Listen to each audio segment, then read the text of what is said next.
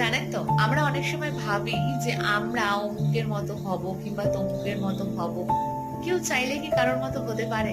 না, কেউ চাইলেই কারোর মতো হতে পারে না। কি হতে পারে?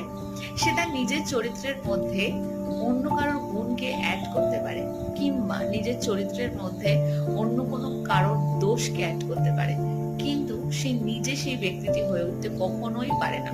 ঠিক যেমন করে প্রতিটি বস্তুর যে কন্টেন্ট, যেটা বিষয়, যেটা দিয়ে সেটা গড়া, কম্পোনেন্ট, সেগুলো যেরকম আলাদা আলাদা হয় না, তেমন করে প্রত্যেকটি ব্যক্তিও আলাদা হয়। এটা আমরা সবাই জানি।